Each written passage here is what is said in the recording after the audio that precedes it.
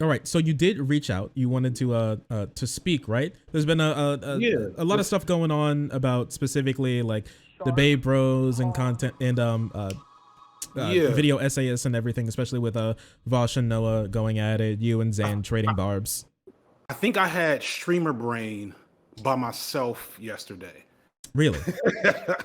Is that what you call it? Like streamer brain Yes. when you're overloaded and I was 38 hot.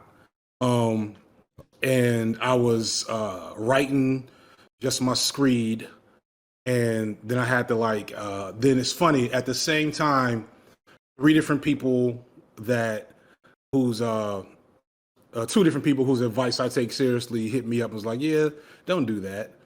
And then I before all of that I decided I would just see what Hassan holler at Hassan, but Hassan pretty much let me know like, yeah, this is a dead end. Mm-hmm. Don't do it. Ah. And I was like, yeah, you're right. You know what I'm saying? It was it had been out of character, both for me personally, but also just for the type of content I've been making and been known for, to just do a takedown video. You know what I'm saying? Sure. I had to, and then I wasn't operating off of the most useful uh perspective in the moment because I was, angry. Yeah, you weren't in the best state of mind, so you were. It was like just speaking out of anger a lot, right? yeah, I, yeah, I can I can see that. yeah, and one thing that does, especially in this space, is that you don't get too many opportunities, depending on your frame, where you're coming from, to adjust accordingly. Mm-hmm. You know what I'm saying? I'm not going to be live again, uh, tomorrow if I say something yesterday. I would have to go. Yes. I would have to start doing that regularly, and then it becomes who I am. You know. Yeah, you say something, then we have to do a stream about what we just said, right? Right. Uh, to get all your points out because you're limited to the 240. And the thing is, you keep making tweets, and then more tweets coming in. You make tweets about this, make tweets about that, and now you're under replies, and you're doing quote tweets, and you just want to do like one stream and get it over with. But every time that happens, we can't just do a stream if that's just not just what you're doing. Yeah, it flattens discourse, and that's really the thing that I'm most frustrated by, is the flattening of multiple important discourses that we should be having. Um, but I want to also hear from you. Like, I didn't reach out just to kind of air my grievances, because one thing I'm trying to do, because I am going to end up talking about something I think is still important that hasn't been touched on yet, that Mm-hmm. I alluded to, but I guess I left it not fully processed, or at least not from where I stand. Um, but I also, I'm trying to, like, before I get to like engaging, I'm like, okay, I started doing research yesterday. I'm in the middle of writing this Obama video, and I was like, let me put this down for a second, and like really engage with this area I'm seeking to critique, Mm-hmm. and have been looking at it for the last couple of days, on Reddit, watching different streams, trying to understand. And somebody made a comment on Reddit, and I'm drawing a blank now On what it uh, was or the name. on what the comment was. I don't remember the name at all. But the comment basically pointed out that I am not very well abreast of this space, and that I have been. So because of that, I am flattening parts of what the people, and it was a critique that you made, that I had Yeah. kind of flattened the nature of being a debate streamer, through a what was a limited perspective. Mm-hmm. Like when And so I you're was, on the outside looking in, you kind of only get like one perspective. Kind of, it's like you're looking into someone's house and you see like them go by, but they go behind walls and everything. Especially if you don't know everything that's going on, you can only right, see like really one thing, right? especially Kind if of you've like that. seen something that you find concerning or problematic, then that becomes the filter through which you see it Mm-hmm. in its totality. And so that has been my overall perspective. But I want to make sure I'm operating with as much information as possible. And so I didn't actually. I saw you had a response video up, but I didn't actually watch it. Not a response video. What should I say? What's the appropriate term? Because I don't want to. I don't want to elevate drama too tough Like a tonight. review. A Are you talking review, about good. Noah's video? Yeah, Yeah, I didn't get a we chance can to call it actually a look at it. review. And I was like, and that's what made me say I should reach out to you, and chop. And I was like, might as well make it content. So, Hey, it's what we do. Go ahead. yeah. So, but again, one of the part of the points was to like engage with from your perspective and standpoint about like uh just the overall this pain point that's happening here. That I think I don't know when it started per se, and I don't know who all is involved. I only know my particular role in it. Like what's That going on makes right sense. now? Right now, but I think what's going on right now is a it didn't start right now. You know what I'm saying? Yeah. So but I don't know exactly when it started. At the same time, you see what I'm Well, saying? And I don't that's even know how to even point that out. But they're that's like, really yeah, there are big bubbles on the road from like a long time ago. I mean, I'm not sure if it necessarily started with Destiny. I remember because I've been in the space for a while, since like 2017. If I remember correctly, either 2016 or 2016 or 2017, one of those years back when I was like 17, 18, is when I really started to pay a lot of attention. And so I from what I've seen, I think it probably started mostly with Vosh and other creators like that, other like Twitter users and other like video essayists, right? And and I guess like back then it was more like it wasn't video essayists versus debate bros. It was dirtbag leftists versus soft leftists. Is how it was like mostly framed. Is how we'll have like these soft leftists that are in their like hug boxes who don't like to engage any, and they're like they wouldn't use the word like SJW. We use the word woke scold, which is like they're woke, like but like us, but they're the bad woke. They're scoldy. They're bad. They criticize people in a bad way. They go a little bit overboard. They're a little like too sensitive, right? And then we have like the dirtbag leftists, who you would say would be like Vosh and Zan would probably be like the exemplary models of that. Well, how they'll say the R word sometimes, and they'll be edgy, and they have like their edgy jokes, and they'll do like this and that, and they're more combative and more aggressive. That'll lead them to like miss the mark, and they go a little overboard, and they kind of like they hurt people, sometimes even if they don't like mean to. They're clumsy in there's a way, right? yeah, I get what you're saying. There's a dialect. A dialect of the edge lords. Yeah. And I think I said this before. Like I consider myself a former edge lord. Like I'm not unfamiliar with the framework and like the traditions, so to speak. And so once that dialect, I don't think that dialect is easily conducive to leftist or progressive standpoints, but the dirtbag lefts kind of meshed them together to create this new thing, which ends up being a important and useful thing, because then it becomes palatable to a whole new community of people. And so even though there's concerning elements, we're in recruitment is a word I've heard a lot kind of researching, that we're able to convert people who were maybe turned off by the image of the SJW to this political frame, because they could see themselves in it to an extent.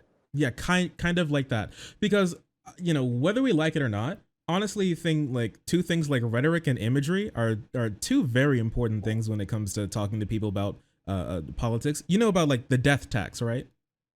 Oh yeah, the actual death tax, yes. Yeah, like the death tax is how like conservatives like to call it. Now, the crazy thing about it, and this is the analogy that I'll draw. The crazy thing about it is it doesn't do anything like really crazy. Like when you pass down inheritance, like we tax it. It makes sense. Like we don't want this crazy amount of money to just be flowing around inside of a family like forever, so they can just hoard it. We want to like take a little bit so we can use it for other things, right? It sounds like a pretty normal thing, but it's now the death tax. Now the government's everywhere, and the government even takes from you when you're dead. The death tax, right? And so with like that imagery, they turned a lot of people off of this very seemingly perfectly fine piece of legislation. And so there's nothing necessarily that even has to be wrong with a lot of like the imagery or whatever. I know in like, did you watch any of Noah's video? I watched the whole thing. Okay, so this one part that Zan was talking about, and I feel like it may have gone over like some people's heads, or they may not have like understood it as much. When he was talking, he like juxtaposed Zan's like takeoff video of him talking about how he left alt-right with like a recent thing that he said when it comes to like imagery and like some like trans people, SJW type people, right? And so that was like originally, I think his original statement was bad, but once again, I mean, he just left alt-right. I'll give him like a little bit of a break, right? And so, but when he's like now, it does sound similar to what he said, but I think there's a fundamental like large difference that puts a massive chasm between these two things, which was that he's no longer blaming those people with like the blue hair and the pronouns and all of this stuff for the way that they are and the way that they look. He's not blaming them anymore, because there's not, it may not be your style, but there's nothing wrong with that. What it is a stereotype now, and that does turn people off, and that's not great. But the thing is, it doesn't even have to be your fault. And here's this, and you probably know about this as well. When a minority starts to talk about their own problems, people are like, heck off, I don't care, right? But now when someone from like the dominant group or whatever, or someone else starts to care about them a little bit, now people start to be like, let's hear about that. When before it was just them being whiny, right? If all of the trans people, whatever, with like blue hair or like colored hair and pronouns talk about it, they're like, oh, look at these like losers or whatever. But when Billy Joe from goddamn whatever the fuck little town is like, hey, we should probably not treat these people so bad, people go, oh, okay, huh. They'll be more open to listening. That does actually happen. Yeah. And I think that all makes perfect sense to me, because I immediately caught on to that paradigm about. I want to also, once something got said on Twitter that I still feel really good about, because Twitter again flattens discourse, and there's a reason why I wasn't on Twitter until I became a content creator. Excuse me. Is that I don't think this is video essayists versus debate bros per se. I don't know enough about the political streamer world, obviously, and I've owned up to this multiple times because I grouped Hassan with them initially. Yes. And he's been very explicit, and after like sitting and like digesting the content, I saw a very big difference. I don't know who else we're talking about aside from Voss, Xander Hall. I've been lucky in that I've had no engagement with Destiny. I hope I'm not testing fate. But I also have come to understand that Destiny isn't really a part of that space as much anymore, because he has, I don't know, he has moved a little bit further right. Maybe I'm not, and I'll let you correct that. But before you do, I think it's those three, maybe some smaller creators under them. And I don't know if Xander's even close to their like overall like magnitude. I didn't know about Xander Hall much, before until after Break Bread. But it's them versus a handful of video essayists who feel needled by their presence and vice versa. And I think it's important to like say that in most of those video essayists or commentary creators are trans, of color, or female, which does create a concerning concerning optics from a different perspective, if that makes sense. But yeah, so I think, and I don't know, do you feel the same way? Are there people I don't know about or that I haven't engaged with that are also part of the conversation that I'm overlooking? Well, yeah. There's a lot of us. A lot of us aren't very big. I would say there's like me and Zan are like reasonably close when it comes to our like YouTube presence, and that's typically where a lot of people see your stuff is like YouTube. right? There are bigger people on here than me who have like average higher viewership. So it's kind of like Denims, if you've heard of her. There's like Chud Logic, and there's R Relevant, people like that. There's also Rose Risk, who's much smaller than us, but still does a lot of like really good work. Eris. See, the thing is, I don't see Eris too often. Eris doesn't tweet much. But yeah, Aristocracy is around. Demon Mama. There are a lot of names out there from people who you may not have heard of. A lot of these people hover around between like 3,000 subs on YouTube to, I guess, the largest out of all of those that I said would probably be Demon Mama, so like 14,000, right? Mm-hmm. And so they're not huge per se, but the amount of people that they get, like, Heemed is one as well. We love Heem, good friend of the stream. There are lots of us. Is there conflict with that smaller group though? Is that, because I think Heem, Professor Flowers went on Heem's stream as well, correct? Yeah, she did.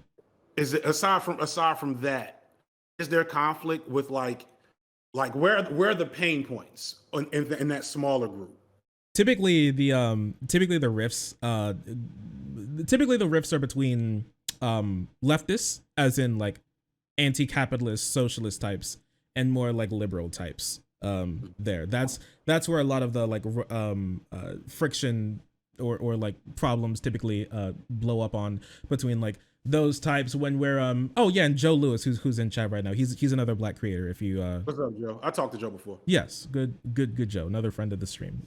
So yeah, that's typically where that all of that happens. Now there are like other smaller things around when it comes to like some certain issues where more problems flare up, or there's more like criticism. But if you're talking about the actual like we're like, you know, we're trading barbs, we're punching at each other, you know, we square up, where like the big problems sort of form, it's typically between like socialists and more like liberals types. And you said like Destiny's moving, right? I'm not saying that like explicitly. I do not know. I have from just what you've seen from like an outside perspective. I've heard enough. I've heard it from the grapevine, like trying to read through comments and understand things. Because like I think I talked to you maybe the day after Break Bread dropped, and you know, kind of like paying attention to the response over time. Everybody thought I was talking directly about Destiny, and I was like, I remember Destiny, and I had some issues with. I think he went on a whole N-word crusade at some point in time. Oh, there was a couple. There were a couple N-word arcs. But what I kept seeing in that response is that Destiny really isn't a part of the leftist streamer scene as much. But I don't know. I honestly do not know. It really depends on like what you mean. Now, these words are pretty amorphous, and I don't think there's like a necessarily like I mean, there's some creators that you can say, okay, so there's like, you say bread tube, we think, me personally, I think about like Conja Points, H-Bomb, those types of people, right, are in BreadTube, and then maybe some of like the bigger content creators like that. Also there's RM Brown. I personally haven't watched RM Brown's content, but he seems like a cool guy. I know I share a lot of audience with him. He seems fine. I've just never watched him before. So with that, it's kind of like the debate bros. If you're just gonna say debate bro, then Destiny is. He's at the very least, let's say, venerable in this space, not necessarily because of who he is, but because of like what he's done and how long he's been around. He's been around for, I think he's been around, guys, correct me, he's been around for over 10 years or almost 10 years in this space. He started off as like a StarCraft player. He got into more like politics, and especially around like 2014. I remember the JonTron. Yes, that was my first time seeing him ever, and it was because of high school. My kids were like hurt over JonTron. It did feel bad. It did feel pretty bad. Yeah. But even as you're saying this, and as I'm like talking to you, like I'm realizing that we're still operating in a framework that's not very useful, because we're trying to flatten what to me are our entertainment identities to like easily, you know, just labels. Like here's this box with these people, this box with those people. If The thing is, it's not necessarily if you just say debate, bro. I think most people who even know what the term means is going to understand who you're talking about. I would say Destiny. I think if people are like, he's not a part of it, Destiny is like the debate bro. That's his entire, like, I don't want to say shtick, but that's his identity, right? Mhm. He's the guy. He's like, debate me, come on stream. He'll be playing some game, and it'll be like aggressive, and he'll be like pretty sharp. And no matter Very if he's witty. like right or wrong, yeah, he's witty, he's quick on his feet, he's sharp, and no matter if he's right or wrong, he's gonna he'll for a lot of the part of it, unless he's like very wrong and he just starts to like just ask questions, which happens sometimes. He'll seem like he's doing, you know, pretty well in the debate. That's just like his thing. He's a very skillful debater. And once again, like, debate isn't necessarily about finding out who's right. Debate, the most part of debate is who's better at debate. Like, I mean, everybody knows if you've been in a debate class, you can be given like a bad debate prompt that's just factually incorrect, and you can still win a debate. That's not what it's like mainly about, but still it's good at elucidating problems. And I find debate very useful for being able to pick apart like issues in my arguments that I never saw before, because you never really know how you're going to act, and you never really know like how an argument's going to play out when you're like in the real world. Because at the end of the day, like, whether we like debate or not, if you're a minority, you're gonna be in a debate about your identity at some point in time in your life. That's gonna happen. But also, like, to answer your question about like is he moving right? I'm not sure if he's necessarily moving right. He did. One thing is that he did give up on like being on like caring about being really good faith, which is unfortunate. But I've been watching him since 2015, right? So I've been around for a while. I've watched like a decent amount of his content, especially like a lot of the old debates. And I remember especially like the lefty arc. He's just kind of like, I think his thing was, it's kind of like cruel world fallacy. That a lot of like right wingers base their identity on. That's why I feel like they're getting a lot of like right wing vibes from him, especially with some things that he said. They're like kind of almost explicitly a little bit right. But it's kind of like, it was, these people don't care about truth. These people don't care about being right. These people only care about like dunking and getting on people and just like being a part of your ideology, right? And so he's like, why should I care? Why should I be a part of it? Why should I be doing all the hard work when I can just play my games and say fuck you on Twitter? I mean, that's that is a there's a logical through line to that. Yeah, we call that in the business of being jokerfied. Wow. That is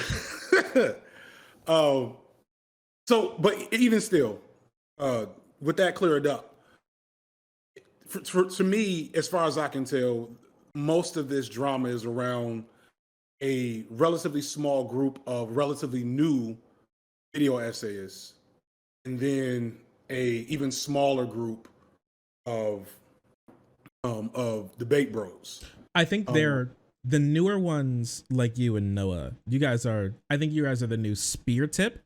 But like, for every spear, not only is there a tip, there's the whole like handle. And the thing is, like, the criticisms and like the problems that you have have like dredged up other issues. Like, once again, this is not the first time we've been through this, or not the first time we've been through like this arc or anything. There's like non-compete back in the day, and there's like essence of thought. Bad empanada.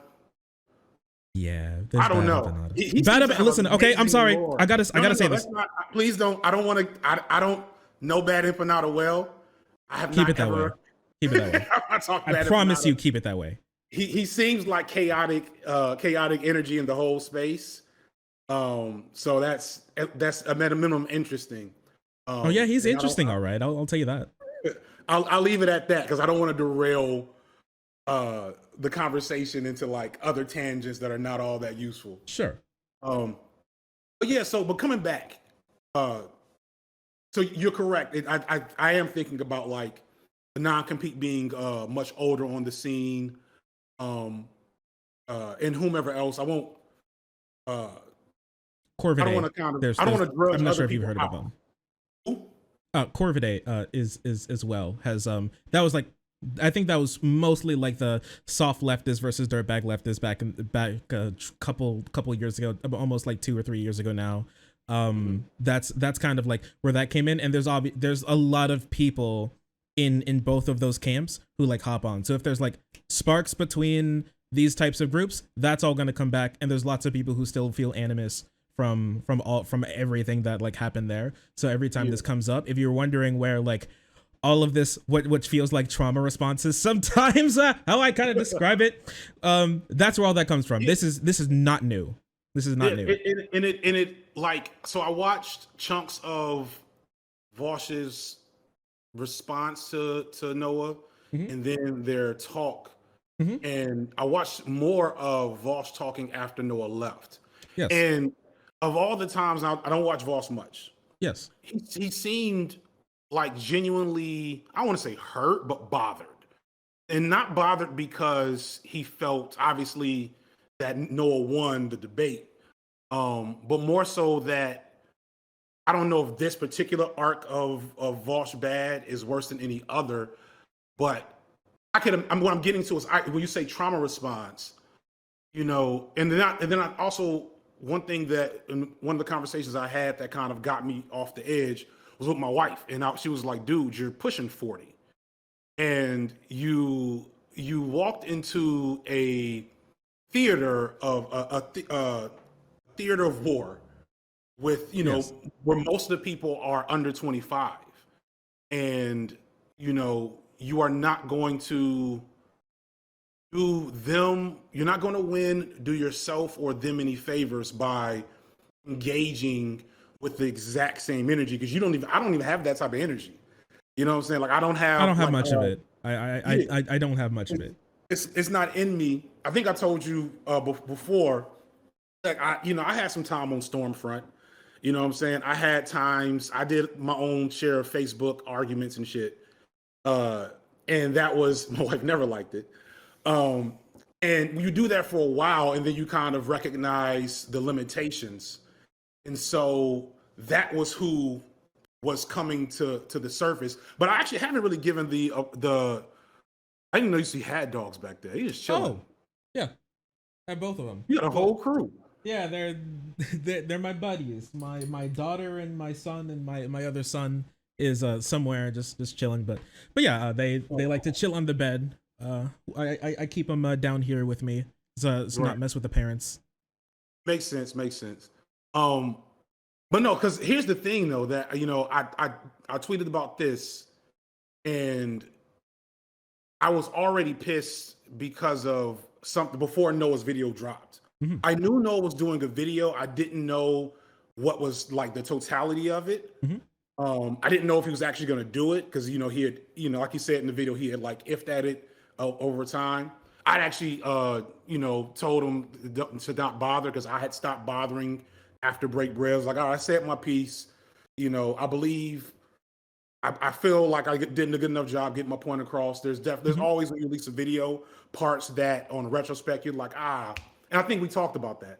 Yes, there's always things you feel like you can do better on. Yeah, sweet. But I was fine. And Monday I released a video about Black love. And I wasn't able to watch the entire thing, but I did watch a bit of it. It seems nice. Awesome. Yeah, it was fucking great.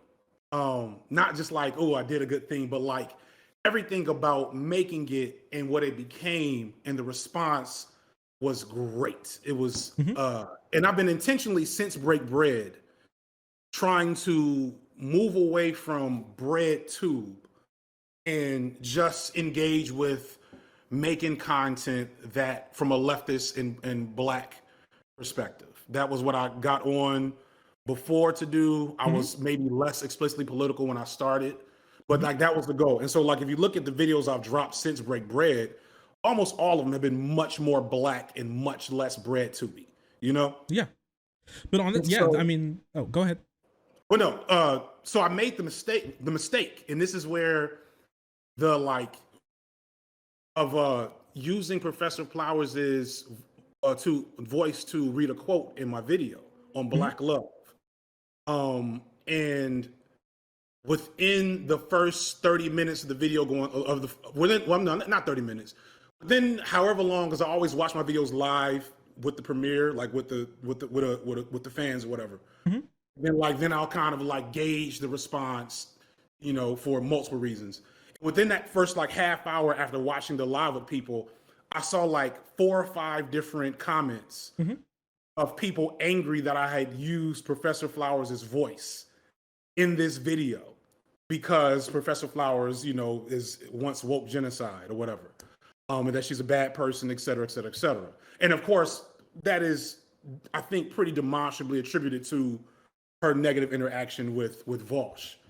And I have to mute her name because the other thing that's bothered me the most about this, and why I really don't want to engage with it combatively going forward, is I feel very bothered by the fact that whenever this sparks up again, it reignites, the dirt on her name.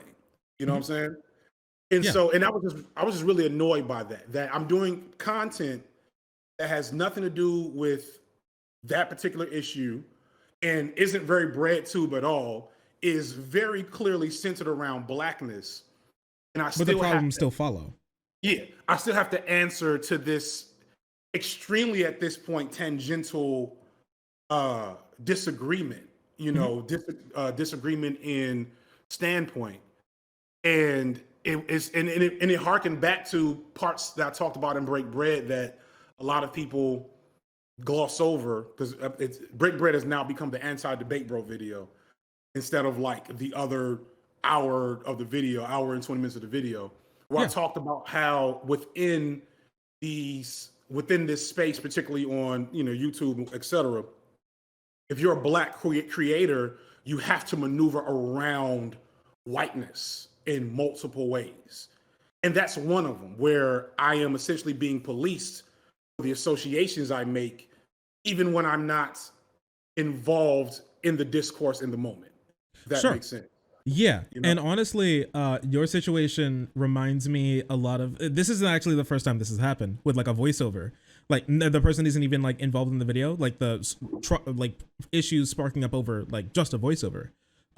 Because there's ContraPoints as well, who basically did the exact same thing you did with someone who had a bad reputation, which is Buck Angel, right? I remember this. Opulence. Yeah. So the exact same thing kind of happened. Only I think Buck Angel, no matter, I don't have a good view of Professor Flowers. She even blocked me on Twitter. I never added that person once in my entire life, and she blocked me. She like she's been chain blocking people because of the level of harassment. And Noah actually posted somebody's messages to him on Reddit. In Reddit DMs, that like weirdo who was like, I hate you, like that weird stuff. That happens a lot. That's happened to me. That hasn't happened to me with Vosh people yet. I'm knocking on wood.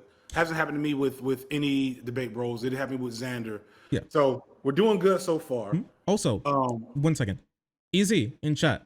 Yes, this is not air quotes harassment. And the thing is, like, this happens sometimes where it's really weird when it comes to harassment. I think everyone does this, where what happens is you have a bad interaction, or you have like a take that people disagree with, right? And people can disagree with you, and they can even disagree with you like a little harshly. And then like the instant thing, and I think it's a part of streamer brain as well, is that you'll just name it harassment, right? And I think it's possible that criticism in big enough volume can at the very least mimic harassment and feel exactly like the same thing. It's kind of like anxiety makes you think that you're having a heart attack when you're not, and you're fine, right? It's like the criticism in like big enough quantities can feel like actual genuine like vitriolic harassment, because I think harassment isn't just like when people criticize you. There has to be like another intent there that's like a personal attack that's just like, I want to hurt you. It's not just I disagree with you, it's I disagree with you, now I want to hurt you. And you can just do that with words, right? And that can happen. I think this happens sometimes with everyone. And I'm not saying that's just like what Professor Flowers got. I think that it's they, right? Is it she, they for the pronoun? I think she goes by all. Is it any all? I think it's any all. Okay. But I'm not positive. And we'll rest on they for we'll rest on they. We'll rest on they for the time being. Do my best to rest on they, yeah. Sure. Right. So I do 100% think that they got like a lot of probably even like genuine harassment as well, but a lot of that was like actual criticism as well. Now, with that, I mean, I can understand it, and I know how it feels when you do like a big work, but you only get remembered, or the work that you do only gets remembered for this like one part that you didn't even like care about or think that it was like a real issue, but now everything gets like over engulfed in this like one thing, like your break bread video, like your black love video. I feel that too. And what you said when it comes to like you have to define yourself by whiteness, I do feel that, but also in like a different way as well. How this happens, right, is how one thing, and Noah did this, and I don't think he did it like purposefully, but he did do this, where when he was talking about the one like Native American activist who came on after his after Vosh's debate with like Professor Flowers, is that he was like, Vosh brought this person on to agree with him, to basically like launder his name, right? Which was not at all what happened. What happened was that this woman, or this person reached out and was like, hey, I really didn't like the way Professor Flower was talking about indigenous rights, about land back, stuff like this. I don't think that they're a good advocate. So they reached out to Vosh to come on. Vosh didn't ask for anything. He just brought them on. Okay. Mm-hmm. And so it was framed as now this person's being brought on specifically just to launder his image. And now this activist's entire like framework is now couched perfectly in the shadow of Vosh, and they mean nothing anymore. And this happened as well. I don't know. Do you know Lectual? Intellectual media, yeah. Yes, this happened as well with Lectual. This almost the same exact thing. After the big issues when it came to like black separatism. Now, I don't think Lectual reached out to Vosh. I don't remember. But what I do know, Lectual didn't reach out to Vosh. Sure, but what I do know is that what Lectual got reduced to was only being brought on specifically to launder Vosh's image.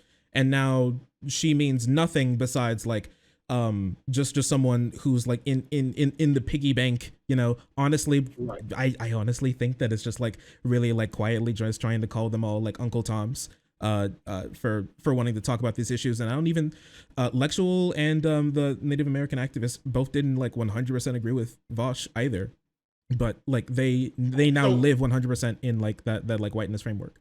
Well, so to be fair, so it's bigger than that. Mm-hmm. And when I end up talking about this again, it's going to be within the context of critical race theory, mm-hmm. Because although I've seen a lot of critical race theory videos, I don't see much application of it within the space, if that makes sense. Like everybody's talked about it, and it's not like the praxis of it. Mm-hmm. isn't engaged. Because here's the thing. So I personally don't think Vosh brought Lexi on for anything but to launder his name. Fortunately, like I completely agree with both of them about Tariq Nasheed, right? Mm-hmm. And Lexi has become very big within her own space in terms of her content. She's just been lucky enough, and I'm almost wary of bringing her up to like keep distance from this particular discourse. And I haven't had any conversations with Lexi. I'm like a fan. I'm just a fan. Okay.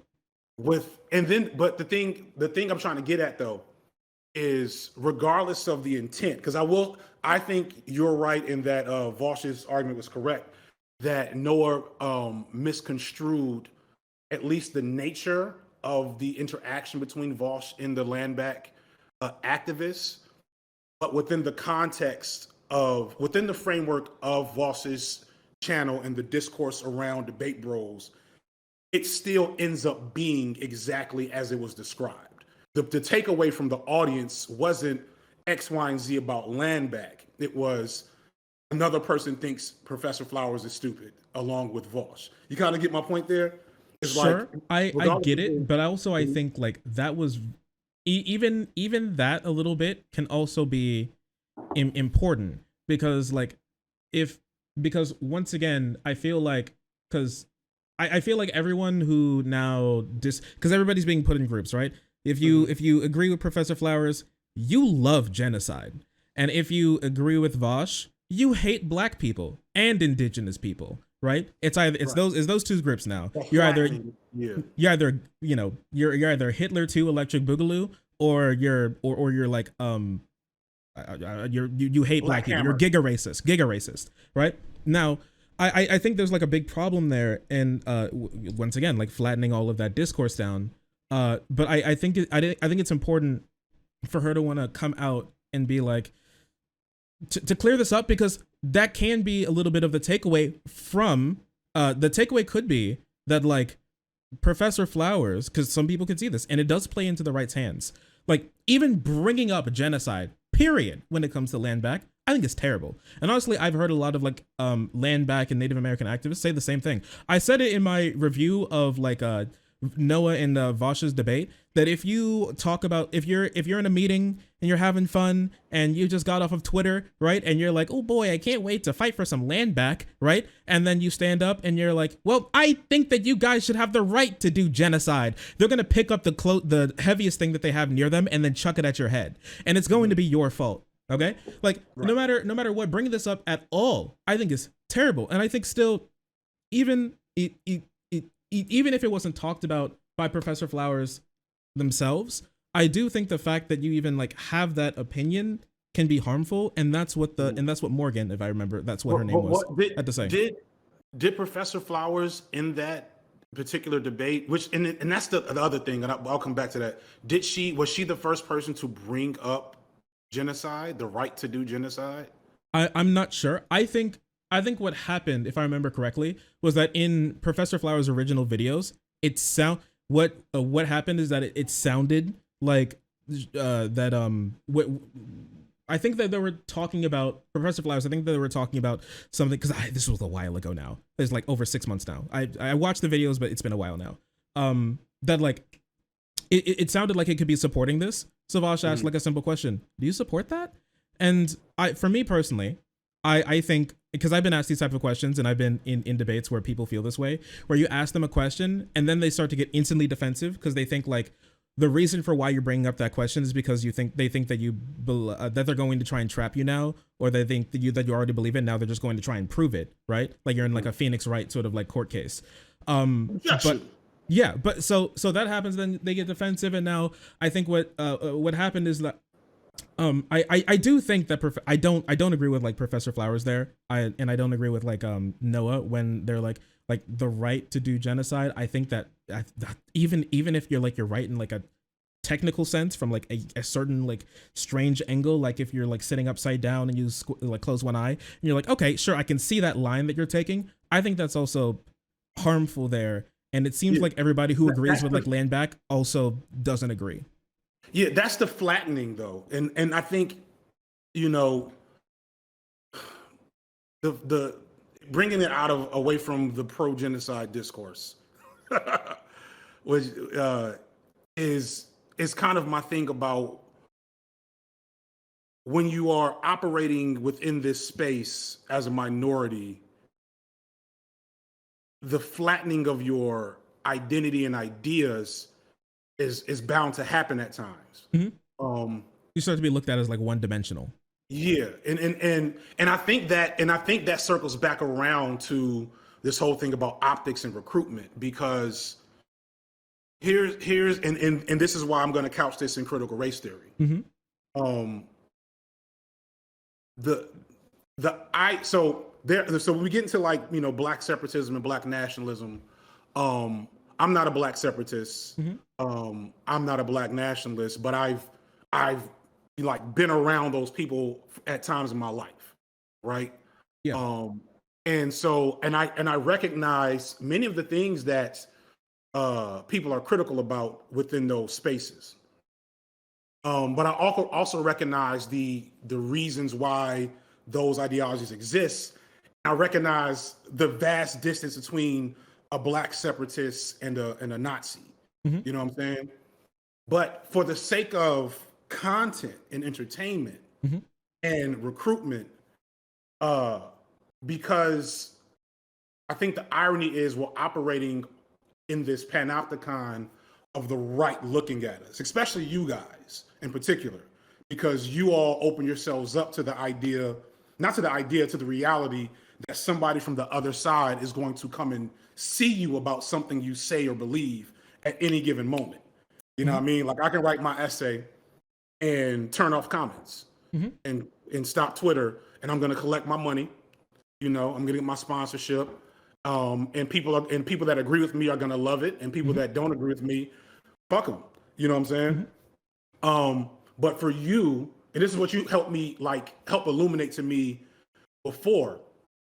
Your product, your content is based around engaging in direct dialogue, which means that you have to be persistently thinking about what this other oppositional group is going to say or do.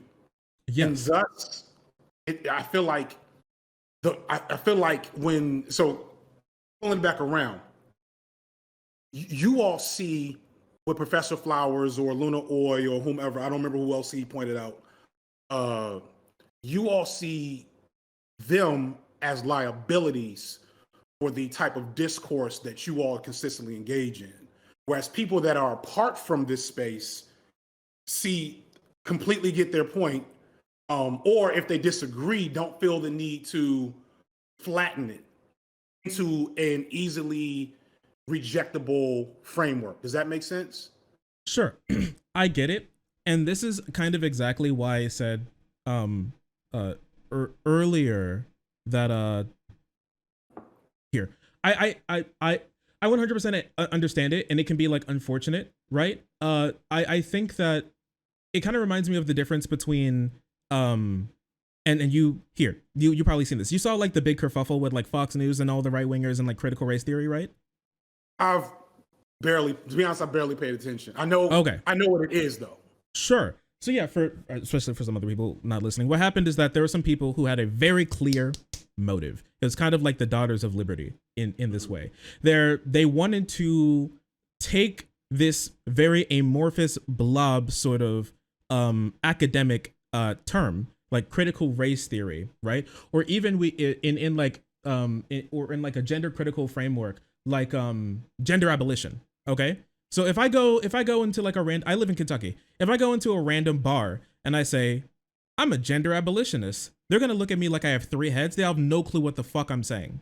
Okay, and honestly, there comes a point in time where your lack of ability to communicate with someone stops being their fault and starts being yours, right?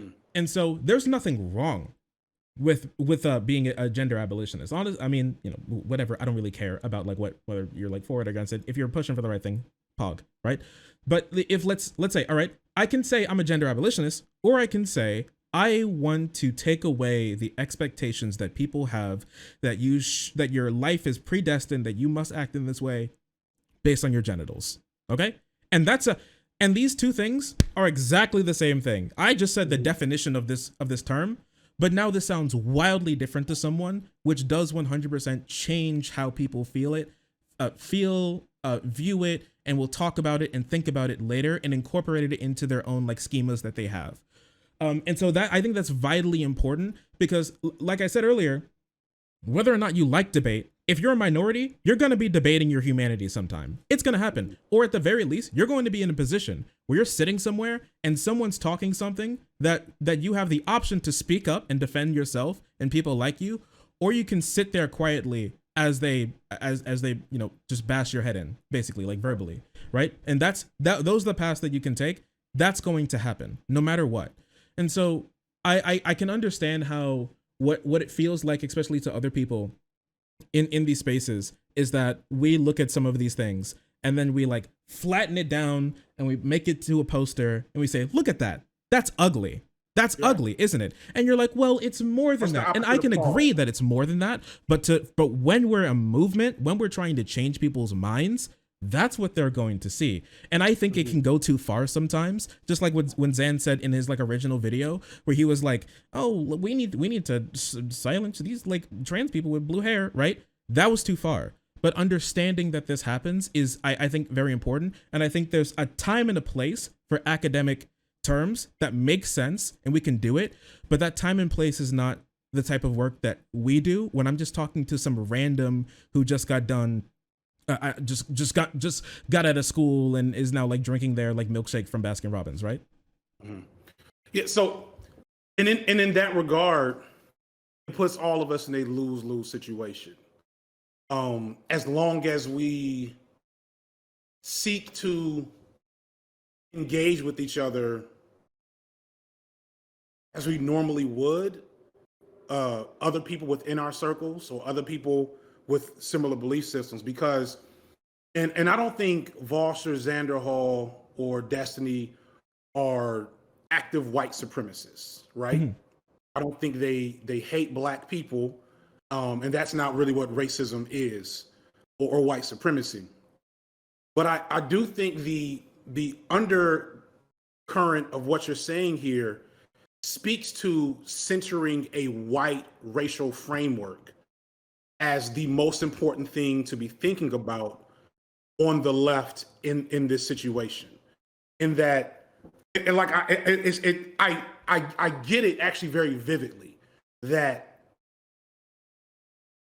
if Vosh's main the thing I hear a lot of with Vosh and Xander and you and others that I've dabbled in is we're talking about spreading leftist ideas, recruitment.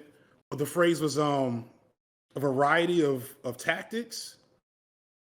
As a variety of tactics or something like that. Sure, you're diversity of tactics. Let Diversity a thousand of flowers bloom to each Right. according to the ability. But the thing that I think people, like almost everybody that says that, isn't really engaging with is that all those tactics, as diverse as they are explicitly for reaching mostly white men.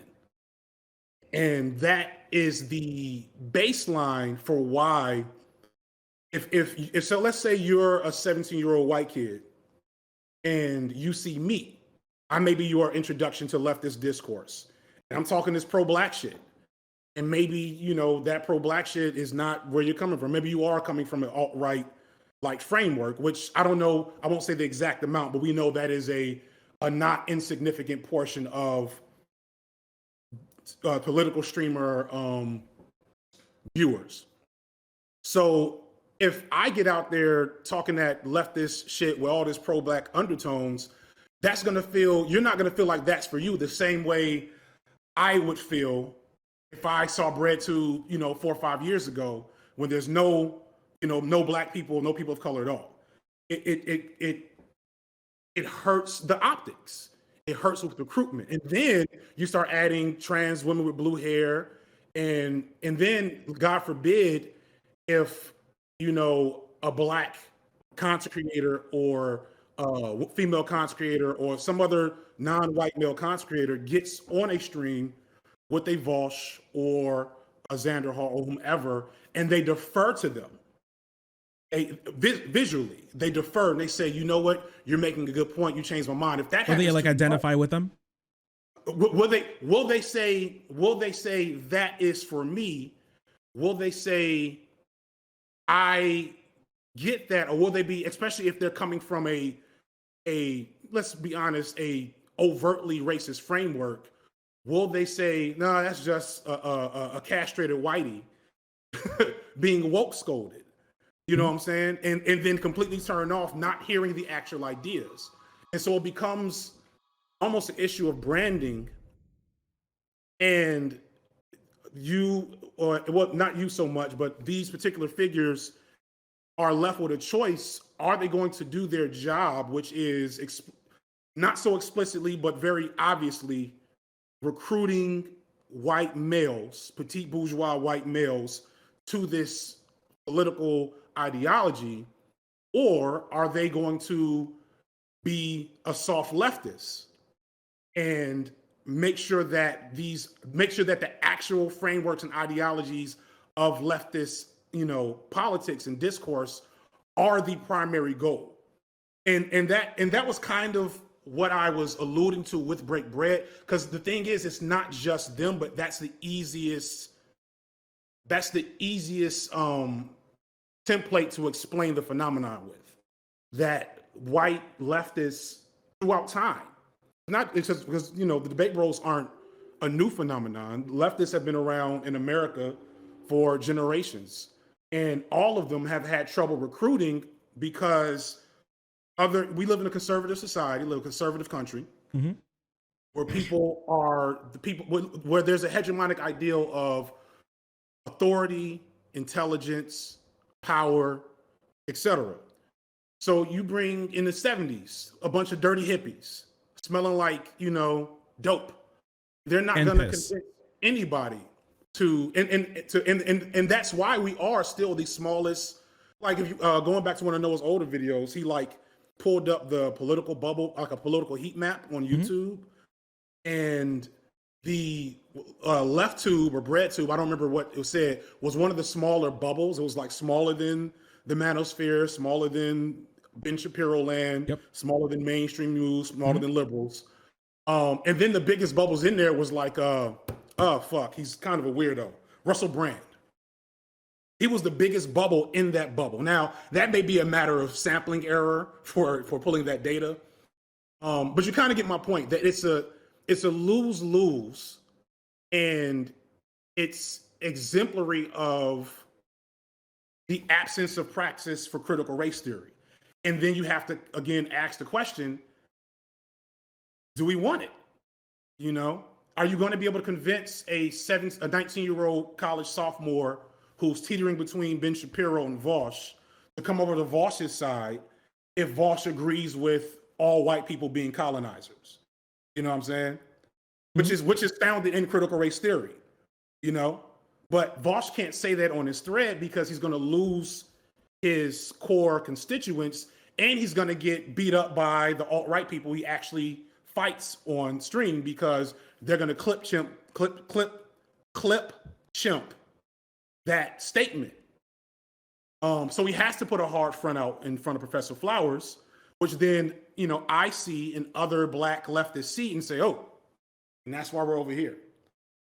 And I'm saying that with empathy. Like I'm saying that because I don't know an obvious win-win solution to that paradigm, if that paradigm is indeed, of course, valid, which this is my operating theory at the moment. Sure. 1 second. Okay, I was just making sure I wrote a couple of things down that I want to respond to. All right. You gave me a lot to work with. I gave you a lot. I'm sorry. That was kind of a brain dump.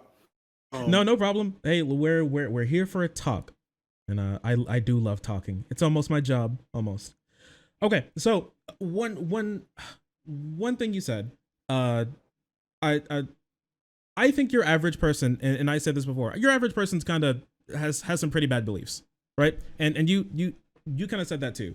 You have some pretty bad beliefs. And so we do have to find a way to reach your average person who may not hate trans people, but they're like, what the fuck are you? Right. Yeah. Or like, I mean, black people, they got it like kind of okay. A lot of their problems are kind of their problem. Yeah, the whole black right? president.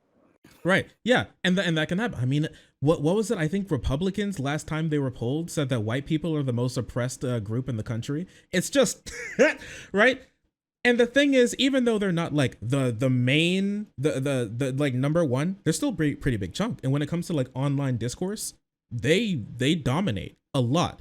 And so what do we do? And I think like sometimes people maybe on like your side and other people adjacent to you, what they see sometimes what we do feels like that we compromise our values. And one thing that I want to make 100% clear is that no matter what you agree or disagree with like any of us on any issue, we believe it. And you could say that's like better or worse depending on like what you've heard, but we do believe it. I've spoken to all of these people that you've mentioned privately for like for a decent amount of time. They believe everything that they say. That's one of especially as like a content creator, especially as a streamer, where our personality is like out all the time, and we wear it on our sleeve. Being believing everything that I say and being incredibly forthcoming and open with what I believe and who I am is vitally important to building that sort of like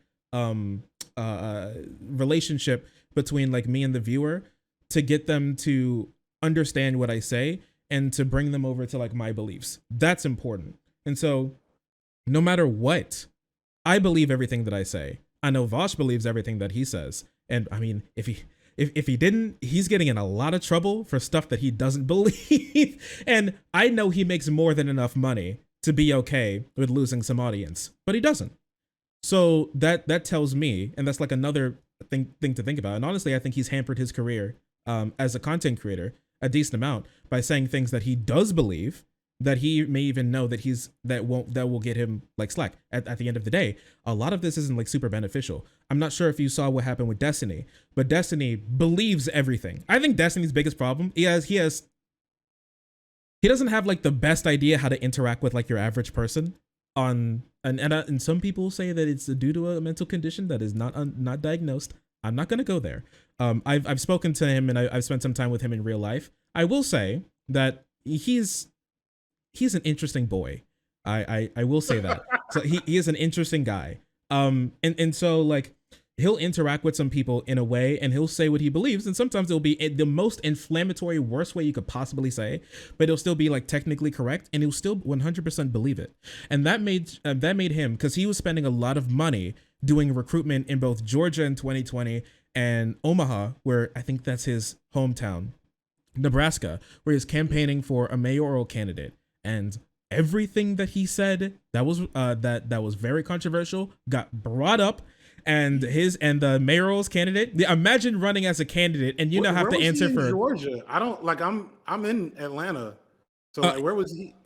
He was campaigning for Ossoff and Warnock in Atlanta. I'm not sure exactly the suburb, but yeah, he was there. Well, no, that's not the suburb. That's Atlanta. Those are state senate races. Yeah, but I know he was campaigning. He brought like some people down. He had, I think, 30 to 70 people there, and he was like going door to door and knocking on doors for Ossoff and Warnock. I do know that. Now they're big enough that nobody knew who they were or really. Yeah, it wasn't as local politics. Yeah, but and plus Atlanta's different than like Omaha, Nebraska. I'm sure. Yeah, in Omaha.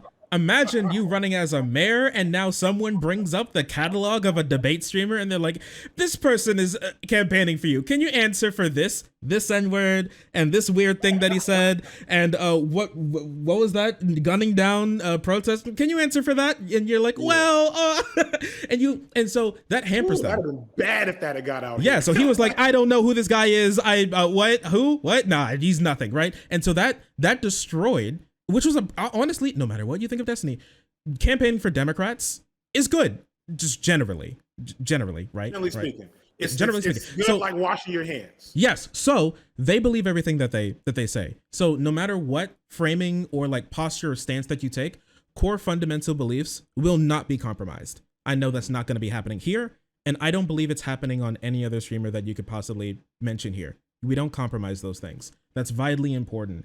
And so I think sometimes those, like I said, sometimes the more academic frameworks are beneficial. And I know Vasha said this, and I believe the same thing, that the work that they do is incredibly valuable and we need it. The thing is, I don't go attacking these types of people, and I'm not, some other creators do, but I don't see too many going attacking these types of people all the time. It's typically like we get criticized and we get attacked. Now, I think a lot of the people outside the space, I gotta tell you, I don't think they care too much about our politics that much. I will say that. I'm not going to be brought up because, wow, he had a really good take on Ukraine. Wow, he had a really good take on men's position and feminism and what that means. I'm not going to be brought up like that. It's going to be, what is this wild thing that they said? What's this weird video? What's this debate? That's going to be like that. And they're like, these people are useless. These people don't do anything. And that's going to be everything that I'm going to be. I'm going to be flattened in that way, where every mistake that I make, every like weird thing or controversial thing that I say is going, and that's going to be it. And that's going to be me to these people. And they're going to take all that, take all that, put it in a bag and throw it in the trash and say that's all bad. And while there's a lot of criticisms of this space, I don't believe that is a great way to take it. And also, I believe that some content isn't for just your straight white dude. I don't believe so. I don't make content for those types of people all the time. I don't think Vosh doesn't even either. right? He'll go over some pretty in-depth in-depth niche leftist sort of things. I know he did Politics 101 and 102, which were long videos on like political definitions and labels and all of this type of stuff, right? And so that video isn't for your like average just like weirdo who just got out of school or whatever, just scrolling through YouTube. It's not. Now it got a lot of views, and I'm thankful for that because it is a very good video. Some content is made to do that sort of recruitment.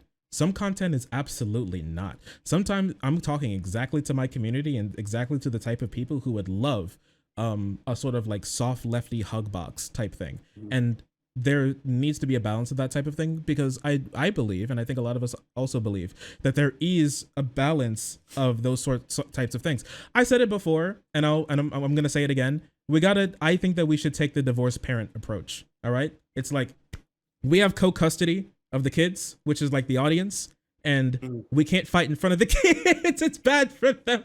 It's bad for them. And it ruins both of our jobs as parents, and it gets in the way of what we actually want to do, which is, change the world and make it a better place. And so in the same way that those divorced parents want to make sure their kids grow up fine, we want to make sure that we do the best possible that we can to educate and engage our audience. Yeah, so actually, that last part I definitely agree with. Is that maybe the only solution here is to, because the only reason, like I've been made aware of Vosh as soon as I became significant, because people kept on saying, "What do you think of Vosh? You should talk to Vosh." And then then I was like, it was like, okay, now you need to debate Vosh. I'm like, why would I no. What? That's not what I'm here for. Yeah. Yeah, that's not what I'm here for. And so, and that's like that's in there somewhere, but I don't know if that's significant enough for me to ponder on too tough. But I do, but it's clear what I'm getting at is that there's enough shared audience between all of these creators. When I look at my YouTube analytics, I see multiple creators that some who I know personally at this point because we've worked together and I'm purposely trying to engage with them. Some who I've never watched a single one of their videos. And I don't know if I like them or not. And some people who I'm like, ooh, I don't know how I feel about like this piece of content or this piece of information that I found out, but the audience doesn't care. They're coming to consume. Yeah. And if the audience was okay with us, and this happens in other spaces, like, like I get asked a lot about Fresh and Fit and Kevin Samuels. You know what I'm saying? No. I get asked a lot about, I'll just say divestment channels as to not further spread them in particular, because I think everybody already knows about Fresh and Fit at this point. But the divestment channels are smaller still, and that's probably for the best to not. Pray it stays that way. But what was that? So the audience is shared, and the audience is not satisfied with us not all being friends. Yeah, is one thing I've picked up. Oh yeah, 100%. When I was going over Noah's video, people were like, "This is making me," or my bad, Noah's debate with Vosh. People were like, "This is making me really sad. I love you, Shark, but I have to go. This is making me way too sad." And they genuinely, they're hurt. They're hurt, and it's not been and them disengaging from political content is bad. We want them to engage in political content. This is supposed to activate them, to get them to be, active. Well, I want them to be active in their communities. I want them to help run for like local office or something. And then it's overly parasocial. Honestly, it can be a little parasocial, but honestly, I think you don't have to like parasocial part is negligible. Yeah, honestly, I think. Yeah, it's not. That's not the problem. Yeah, you know what I'm saying? You could be like, this is my group. These are my people here. You could do the same thing with like a political group or like whatever action group that you could be in your local community, and you may not even like know these people, but if people like in your group and you're like, we're supposed to be working together, we're supposed to be changing the world, right? And you're fighting and it's hurting the movement, you're just gonna become sad. Like no matter what. I don't think it has to be because they want like me and like I Noah like after like the stream and the videos go up to go like get ice cream or something together, which right. I'm fine getting ice cream with him. I don't hate him. Like once again, I think I like him. He's cool, but still, yeah. but the main thing I think but that still leaves us with the dilemma, Mm-hmm. and how to address it, which is because I do think this is a very, and you're speaking to the fact that this is not new, so this is a clear schism, Yes. and it's a schism that won't be fixed with argument and ideas. Well, So I think it kind of, I think it's gotten better. Over the time, from how long I've been in here, I think like this particular issue has gotten a lot better. It used to be bad, like ripping entire like communities apart, and it's not really doing that anymore. At the end of like our discussion, talking about like that debate and the video and everything, people are like, yeah, so like no, I think he was kind of wrong here, but I love his videos, he's cool, right? It's like people, they still, the content creators hate each other more than the audience hates the content creators. And we're talking about, that once is again, very true. millions of people. There's gonna, if even 1% of what 300,000 people dislike one person, that's I mean, it's negligible, but it's still, for like an individual level, still a lot of people. If you get 3,000 people to, imagine one day you walk outside and there's 3,000 people standing there, like all giving, like flipping you the bird, right? That's a lot of people for your average, human being, even though it's a very small amount of the audience. And the vast majority like love each other. I think it has gotten better. I do think like us on like the dirtbag left, or we're gonna use like the old terminology. I think Let's not do that. Let's not do that. Not use the terminology.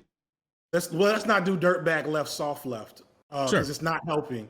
Sure. Let's talk about Well, go ahead. the streamers and more of like the YouTubers, because typically that's the biggest divide, is like the streamers and the YouTubers, right? Like I don't think you consider yourself a streamer. You may not consider yourself a YouTuber, but I think you're way closer to YouTuber than that. And my main content, almost all of it, comes from Twitch and streaming, even though not all of it. I do pre-recorded videos. Check them out. I do think the vast majority, I would say, like streamer, and I think that's mostly the divide here, YouTubers and streamers here. Right. I think there's things that we could have done better, that we have been doing a lot better on, right? That that have assuaged some of the issues that a lot of people on like the YouTuber side and video essayist side has had. And I do think that they've warmed up a lot to things that we do, in like more discussion has 100% led to better outcomes. Now, I think there's a lot of misunderstanding, and there's like a lot of like hurt feelings still. I mean, we're all people at the end of the day, and we're already in a very highly charged space that is politics, just like talking about people's lives, especially here in the States, right? With a lot of people's rights like on the edge and being taken away and given back, like depending on like who's in power right now, right? And so we're already in a pretty politically charged space, so I can understand how some people are hurt. I think like more communication, more understanding, and more empathy from like all sides is going to do better. I remember like, so I mean, I agree with that. Yeah. In theory. In practice, It doesn't work. it does not only does it not work, it's anti, it works against, like, just to put it simply, because at the end of the day, we're flattening, like, because we're also talking about making these ideas and concepts easier to co-opt and be defamed, so like even me saying like white equals colonizer is flattening the nature of critical race theory, because critical race theory, as you spoke to earlier, it's a large framework of ideas, most of which center around understanding the concept of white and black to not be racial identities but categories of people, which kind of erodes any context of culture and genotype, whatever. But we end up in an argument that's trying to prove white equals colonizer. And we're there because we know that insert Fox News host or Ben Shapiro here, that's what they're gonna say. You see what I'm saying? Yeah. And so we have to reject that element. We have to make sure that element of the framework is not championed within the actual theory, which is a really important theory for liberation of Well, I people. think honestly that that could even be like a flattening there. So here's the thing. I want to ask you this because I feel like this comes up sometimes, and people could feel like different ways. I don't think there's necessarily a right or wrong. I have my own position on it. If let's say, but like once again, with the idea of like gender abolition, am I losing something? Is there something wrong? Is there like bad things happening? Like is there like bad things we're preparing for? We're gonna leave ourselves like up the stream without a paddle. If I say, I say the definition of gender abolition, but I don't say I'm a gender abolitionist. Am I losing something? Is there a problem? So it depends on so many other pieces, because it depends on the dominant, it depends on the state. It depends on the dominant hegemon in the equation, because that's the difference between, defund the police and reform the police. Mm-hmm. You know what I'm saying? So if I come out and say defund the police, and then I spell it out, the people are only going to hear defund the police regardless. Yes. And then if I ease it, if in discussion I am, flattened to reform the police, then how much of defund the police did I lose in the process? So like, I agree that in theory, saying gender abolitionism is blank versus I'm a gender abolitionist shouldn't mean much of a difference. But we're talking about spreading ideas, recruitment, etc. And so that means that idea of gender abolitionism is going to have to go on trial at some point. Mm-hmm. And so being tried by both the right and, a particular faction of the left, I won't use dirtbag left, a particular faction ends up flattening it so that now there's a whole element of discourse within the left that I think is missing fundamental elements of critical race theory and race and social construction of race. And then, what have we gained even by introducing the topic to the population? You know what I'm saying? So it's Sure. I'm not saying you're wrong. I'm just saying it's hard to flatten it even there. Yeah, I think like all of these things are like really difficult for the type of audience that we want to reach.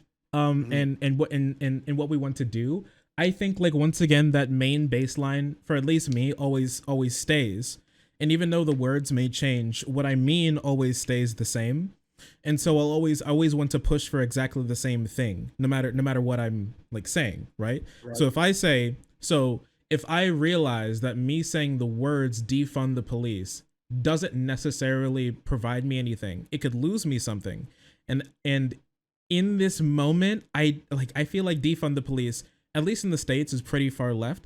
And the thing is, I don't really need someone to be that far left at the moment for like getting police's boots off the throats of like everyone in the country, especially like minorities, right?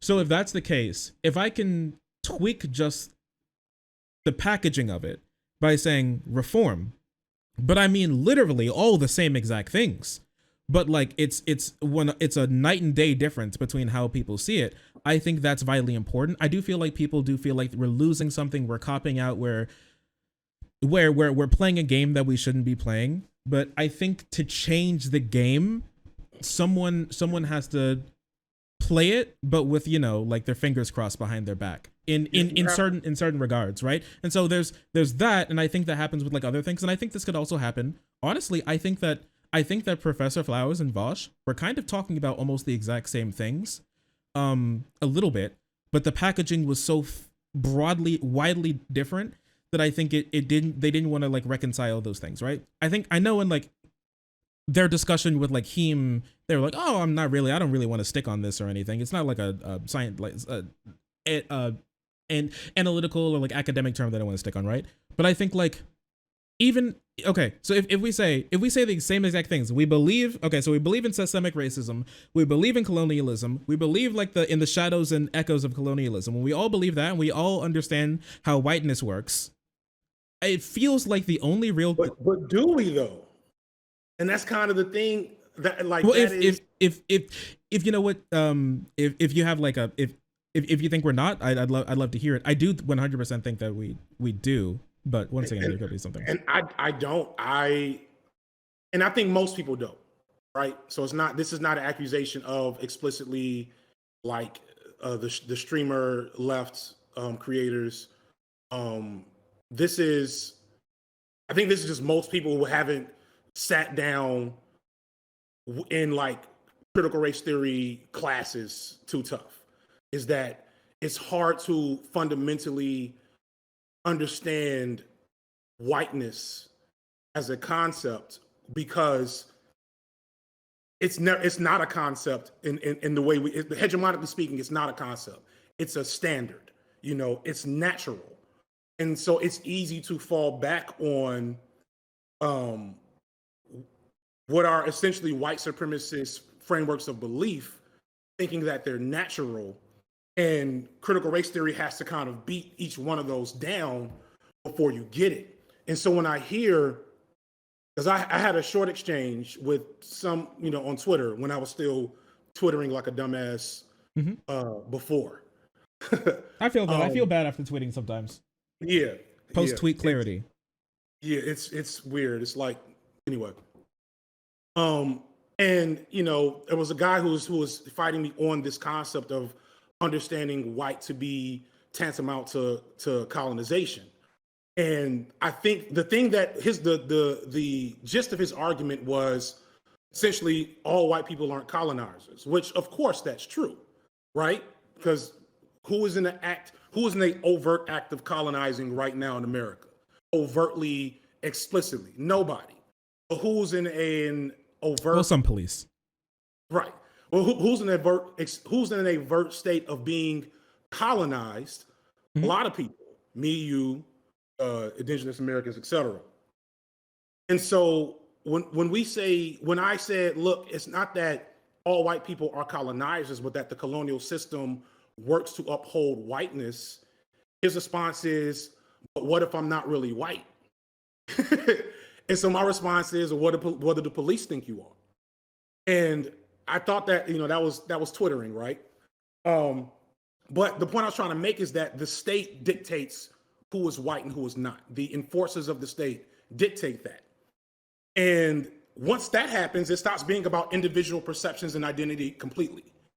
But I haven't seen that conversation at all in almost any of the discourse around critical race theory that I've watched when it counts. I've seen it at times, I've seen it alluded to, but I've seen it reversed as soon as it's convenient to leave that part out, because you're talking about, when you say that, you're talking about racializing white people in a way that they're not used to being racialized. Racialization, whiteness is the absence of race, according to critical race theory. And the absence of race under, colonialism, under white supremacy, means that you get access to the privileges of being raceless, aka white. And that's why Black and Negro and colored, all meant the same thing. You know what I'm saying? And people of color now all means the same thing. It means not white. And so then the question becomes, well, what if I am Asian but I look white? I'm kind of repeating myself, but the point is, that's the discourse I keep seeing. And if that discourse is present, that means that critical race theory is not present. Okay. I see what you're saying. I do still think, but like on those fundamental things that you talked about, it seems, and I'm thinking about like who would like disagree with any of that, and I don't really disagree with it like too much. And I don't think anybody that we've been talking about would either. It seems like still like the framing is the issue, right? Because if we understand whiteness and if we understand colonization, how that works, right? It really seems like how we phrase it and how we talk about it and the lens that we look at it through, if it's made out of the same material, but it's tinted slightly different. I was wondering like how much of an issue would that really cause? The thing is that when we look at when we look at these things, right? And I'm like, Okay, so what's the best way to talk to people about this? What's the best way to get people on board with this idea, right? Because everything that we talked about is something that I would like talk to someone about, but I'm not sure if I would use all of those exact words, Yeah, right? Because you don't have yeah. to. That academic framework doesn't lend itself to what we're doing Yeah. all the time. So if I'm talking to someone, I'm like, every white person experience benefits from whiteness, and they're like, my dad went to jail and I work at McDonald's. Where's my whiteness? Where's my whiteness card? Right? Right. Right? So I feel like I can say the same exact thing, but in different words. And I feel like the big thing is it really does feel like, and I can 100% understand this. If you go through all those terms and everything, you're like, man, it feels like you're talking exactly like the type of people who like disagree. But I think like if you asked, they would say the same exact things that you would, and they believe the same exact things that you would. I can't think of someone who would really disagree with a lot of what you said. So I actually fully agree with you. That challenge, I've in the short dalliance I've had, kind of trying to understand, watching more debate stream content.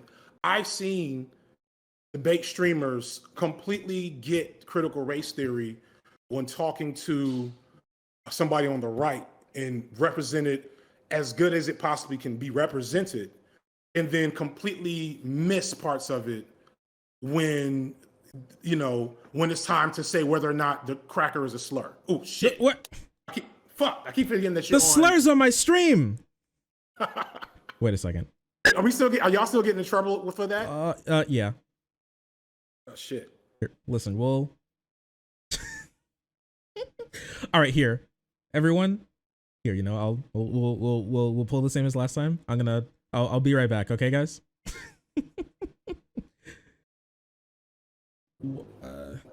I guess I'll talk to you guys for a second. Yeah, so I just think I'm not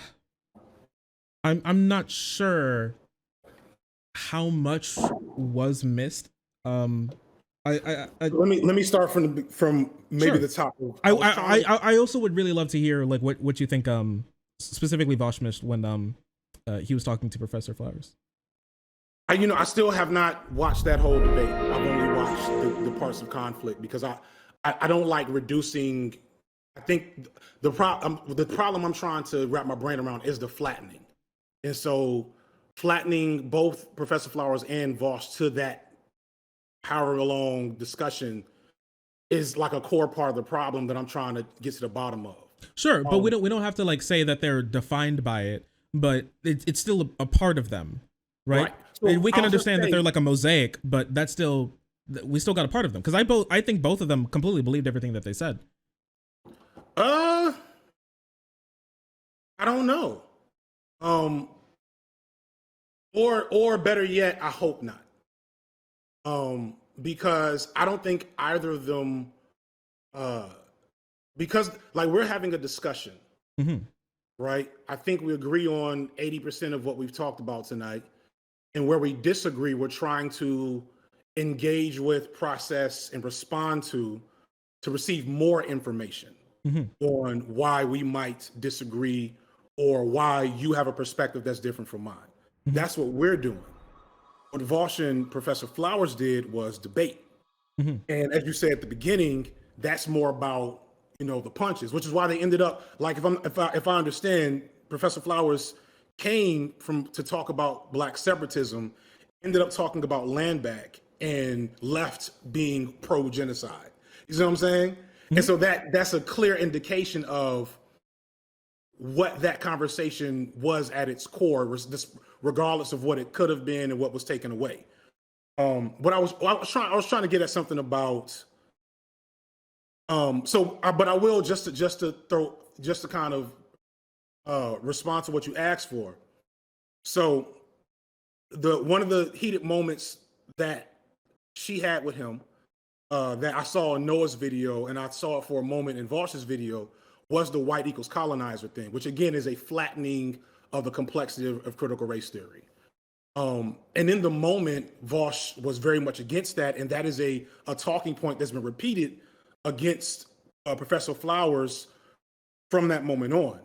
And I personally completely get what she was trying to say when speaking to the nature of colonialism, yada yada yada. Which is that it doesn't matter. It doesn't to the colonial states. We're not talking about the Nazi. We're not talking about like just general alt-right thugs, although they are a part of it. We're not talking about uh, Fox News explicitly. We're talking about the state.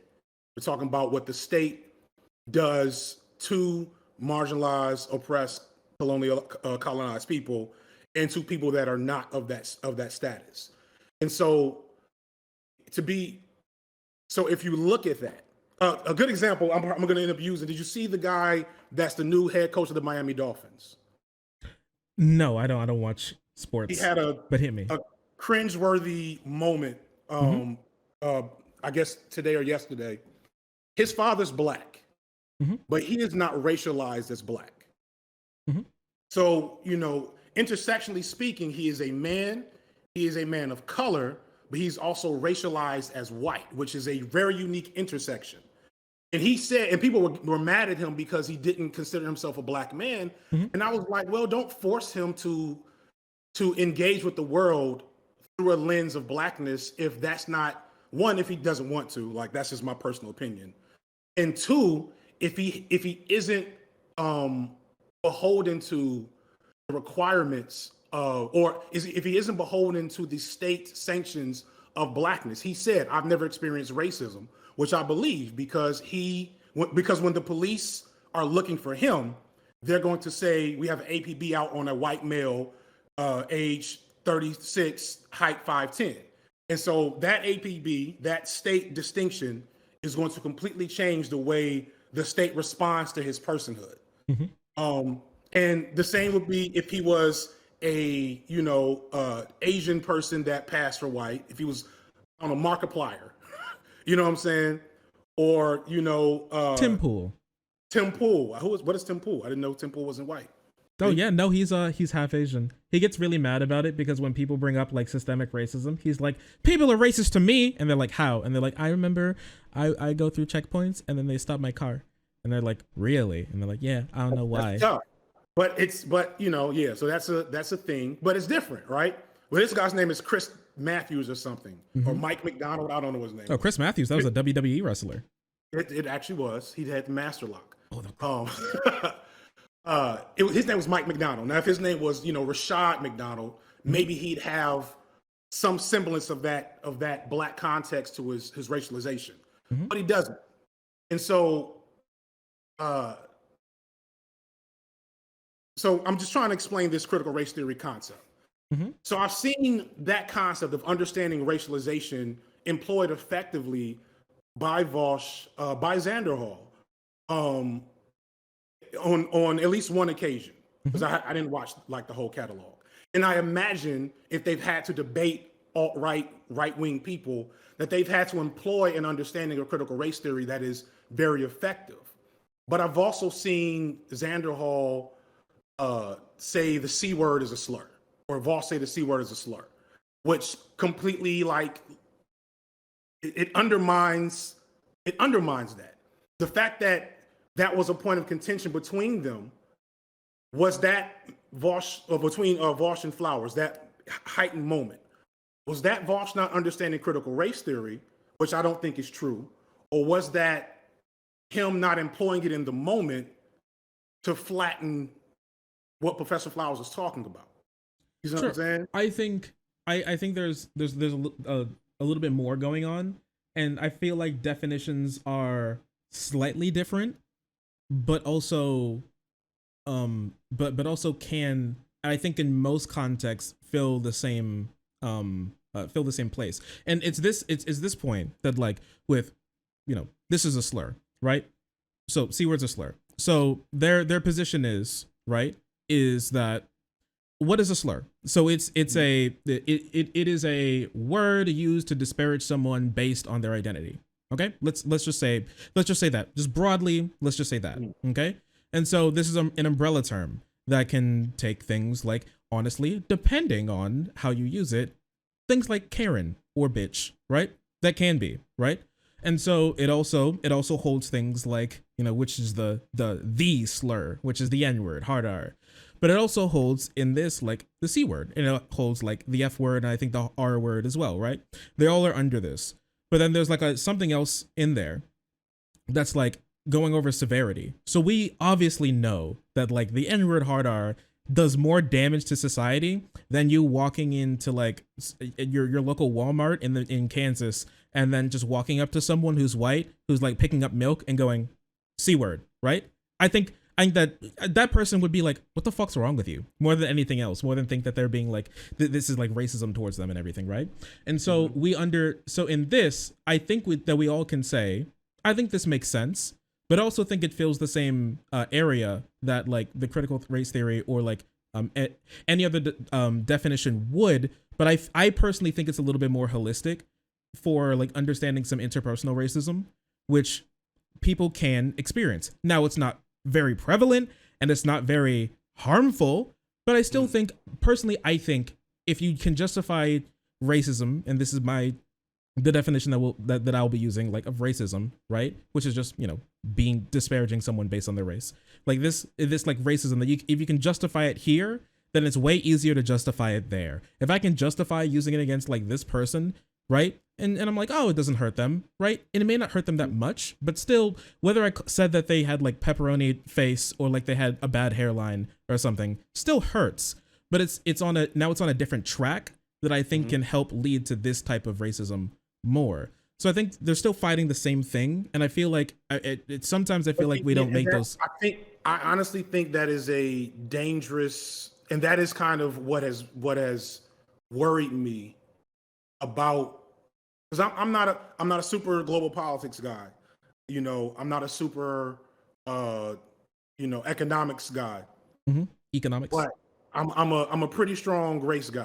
Yes. And like even I'm not, and I hope this, and this is not on some gotcha stuff. But you talked about racism there as a two-way thing, and like that is antithetical to critical race theory. You know what I'm saying? And so when we talk about, so is cracker pejorative? Please. We'll roll through this one. We roll through it. I'm so fucking sorry, dude. Please. I'm sorry. We'll roll this one. We'll just hope nothing bad happens. We'll just keep it going. You know what? I mean, if I get banned, I'll just call it a vacation. Right? We'll send it to YouTube. I'll support you, bro. We'll figure it out. So critical race you can theory, say crisp. I'm going to say the C word because that's what I should be doing. Yes. That's what I have been doing, ironically, for a while. But now that I'm like really in my ideas, I'm saltine. No, because that to me is even more pejorative. Well, not the Twitch. Not the Twitch. And therein lies my point. Yeah. So when we equate, so critical race theory says only white people can be racist. That's basically what it is. It's basically what it says. And some people don't like how that sounds. And I bet that is really hard for optics and recruitment to say, I believe in critical race theory, and they come back, oh, so you think only white people can be racist. Like, that's a tough pill to swallow for white people to hear. But that's what it means. That is critical race theory. Can we define in this framework, can we define what racism means? What does that word mean? Racism is a institution that seeks to marginalize and oppress people based on race from an explicit position of power. So if you live in a white-dominated hegemony, only white people can be racist, because in very few situations can I have power over a white person because I have no privilege. That is where the concept of white privilege is born from. All this is postmodernism, and it's started from Derek Bell, critical race theory in like the early 80s, and then so many people build on top of that, right? And so it's complicated because, like, take a white passing Jewish person. Whoopi Goldberg got in trouble for this earlier this week when she tried to say that the Holocaust was only white people against each other. And it's like, oh, Whoopi, you're missing some intersectional stuff there. Like, in America, Jewish people are white under critical race theory, but Jewish people are also oppressed by, neo-Nazis and are, subjected to, their own form of harassment and hate crimes, right? It's kind of like white asterisks. Right, right. Because again, the state, there's no Jewish redlining. You see what I'm saying? There's no, actually, no, let me not say that because that may not be true. But there's no, the Whoopi Goldberg moment. It's happening. Right. Here it is. Here it is. Mask off. But you kind of get my point that there is the intersections of all these different identities end up getting flattened into white or non-white. Yes. So my question would be, is systemic, because we talk about this sometimes. So is that, it seems like that definition is just kind of like systemic racism. Systemic racism.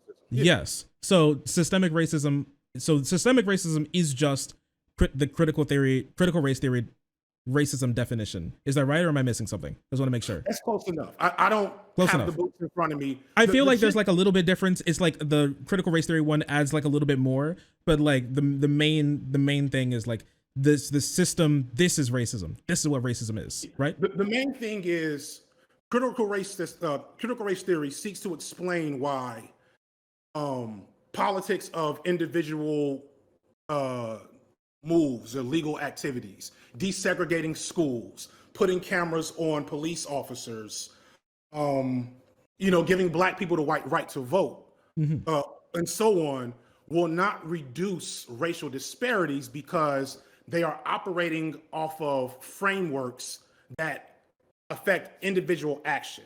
Critical race theory seeks to explain that it is the nature of a white supremacist society to shift and maneuver to enfranchise those with a white identity and then to disenfranchise those without in order to maintain white supremacy. And so that is why you can see schools get desegregated in the 1950s and 60s, but redlining and urban planning destroys Black access to wealth. And then you have white flight followed by gentrification and all these other things. And so that's kind of the point of saying, although I as a Black person can definitely make a white person feel bad and make pejorative claims and say things that are mean, I as a Black person have no state endorsed power over any white person. And the essential of critical race theory explains that is the essence of what we often think of as racism. That's what it is. Does that make sense? Yeah, I get it. The thing is, my next question would be, well, I have two questions. For one, there's studies showing that like even when Black people have like are all part of like a jury, there's like a jury test, jury study, right? Even when they're they make up the complete jury, still like darker skinned Black people get like harsher sentences and it's seen as like higher criminality. Is that considered racist under like a critical race theory like lens also? Okay, go ahead. Oh sure, but you'll say internalized racism. Yes, internalized racism. It's okay. Basically you're talking about colorism. And so basically proximity to whiteness, your proximity to whiteness dictates your privilege in a white supremacist society. So me and you being dark-skinned brothers, we're at the bottom of the food chain. You know what I'm saying? Unless we rap or play basketball. I don't know. There's some I call them breeder girls. They think that I'm just Black and it's just like really hot. I mean, they're easy pickings. We can maybe get commodified and fetishized and then, also exposed to sexual violence at a disproportionate rate than other men. We can have a little bit of fetishization as a treat, but only as a treat. But we should tone it down a bit. There's an argument for that. I don't want to derail into Black male studies because I had beef with them too. Where was I at? So that's internalized racism. That's the difference between Brian Flores, the Black coach that just got fired from Miami, and their new coach who is African American but racialized as white. You know what I'm saying? So statistically speaking, he's going to get a better shot. Okay. So what am I in my definition to the critical race theory definition? What am I missing? What am I losing? Like what makes this worse, inferior than the critical race theory definition? And is it better for changing the world? And so that's the flattening. Because I'll give you a hypothetical. Okay. The people complaining about the C word on Twitch's rule to eliminate the C word, is that to really assuage the offensive nature of the C word, or to maintain a space of white centeredness on Twitch? Because I can't say the N word as a black person. I think cunt and bitch and all these other words are still legal. Well, you can say You know the soft A N word. I can say the soft A. Oh man, Yes. maybe I'll return to Twitch if I can get my N word. Not hard R. Like yeah. Right. Not hard R. Hard R's banned no matter what. Soft A is that's okay if you're dark enough. Right. But you get my point. Like those people that heard the C word and got angry, did they get angry because they saw they had flashbacks to being called C words as kids and how it hurt them? They have images in their head of white people getting sprayed by fire hoses, and they didn't want to repeat the history and the legacy of that word, that dirty, ugly word. Or did they say, this is an easy way to dunk on certain folks we don't like, so we're gonna have a fuss and get it eliminated from Twitch? Well, actually, I think there's like two things. For one, Twitch is like advertisers. If it causes like a stink other places, especially in more like right wing spaces, they're like, look, Twitch is a bastion for white racism. They're and they do all of that stuff, and it's just bad for advertisers. And that's just like that's the only thing they care about. They're a company, right? When it comes to these people, honestly, the whole like it makes these people like upset a little bit, maybe like 20%. I think for most of those people, what they care about, and this has like been a big thing, what they care about mostly more than anything else, honestly, is consistency. That's the thing that they cared about. Now, this is more like the Destiny wing, which is they care about consistency. If I believe this here, it needs to be true here. So if we take a slur, and this is a slur, we can't use slur here, we can't use slur there. And that's just a line that they draw. And so no matter what, consistency is more important than anything, and they don't carve out any caveats. There's no asterisks, no nothing. It's straight line here, and that's like it. And I think that's, I mean, I don't agree with that. There's a lot of like flattening there. Yeah, personally. Under white supremacy, who does consistency serve? You know what I'm saying? It can serve whiteness. I do think sometimes. Like, sure, I do think that helps black people sometimes. Yeah, and that's kind of like literally all of this is critical race theory. So critical race theory says that at times there's convergence, and a new rule can be made that might assuage a certain issue for black people, right, or for people of color in general. But if that rule still upholds the hegemony, then it doesn't really do anything in the long run. So you pointed out two things, like the two reasons you pointed out essentially are capitalism and white supremacy. You kind of see what I'm saying? It's like they want to make sure their corporate donors, especially the right-wing ones, want to feel safe to put their stuff on Twitch. So Twitch has to, and it's the same thing for YouTube, by the way, because that a lot of the stuff I talked about in Break Bread was not about debate bros. It was about the framework of YouTube. So the two things that benefit the most, the two things that benefit the most from having the C word illegalized on Twitch are a white hegemony in the form of just general white people who watch Twitch that want to have consistency, and corporate benefactors who want to buy ad space and want to make sure that those white people are that are watching are happy. And that is kind of and that seems normal without a critical race lens. Sure. And that's kind of that's the scary thing that I'm kind of trying to allude to, is that if not radically engaging, so to bring it all the way back, we can either radically engage with some of these leftist theories, especially those on the more postmodern, those born out of postmodernism. We can do that, and to be honest, maybe lose, because those things are going to alienate, or continue to lose, I should say, because those things are going to alienate a lot of regular people, as we talked about kind of at the beginning. Or we can compromise those things and have a lot of leftist infighting, a lot of, factions, where the opposition isn't just, where the opposition is almost ideological. You see what I'm saying?